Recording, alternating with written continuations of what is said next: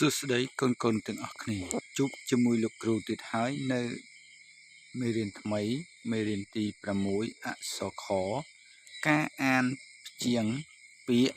និងល្បះដើម្បីកុំឲ្យខាត់ពេលយូរឥឡូវយើងចូលដល់មេរៀនយើងតែម្ដងខអែខែខអែខែខែពេញបូរមីខអោខោខអោខោ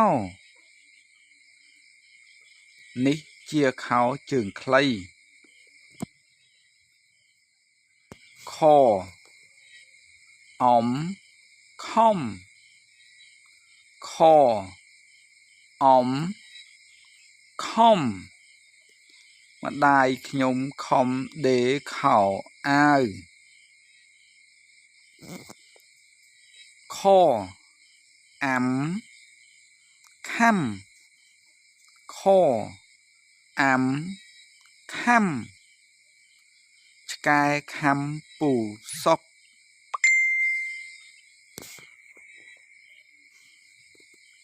ខអ៊ូខូនឹងរខូខអ៊ូខូនឹងរខូខួរក្បាលមនុស្សយើងនឹងខអះខាកខា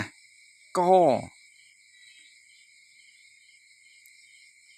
ចៅកៅខាកកអែកែខអៃខៃកែខៃ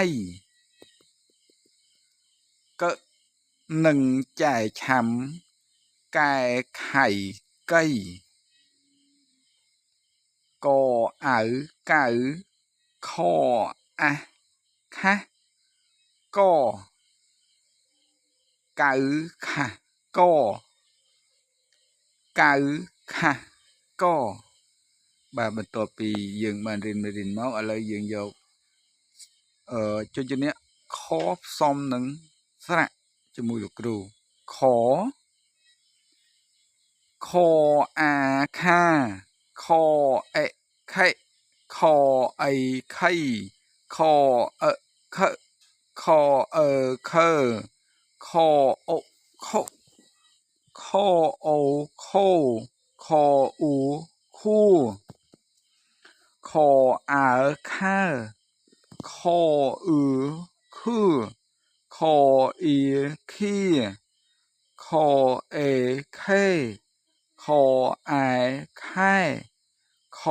អៃខៃខអោខោខអៅខៅខអ៊ុំខុំខអំខំខអាំខំខអះខាខអូខខ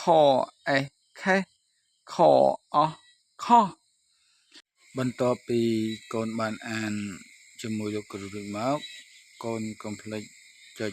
like កូនដែលពុំទាន់បានចុច subscribe កូនចុច subscribe ចុចសញ្ញាកណ្ដឹងដើម្បីទទួលបាននៅវីដេអូថ្មីៗពីលោកគ្រូ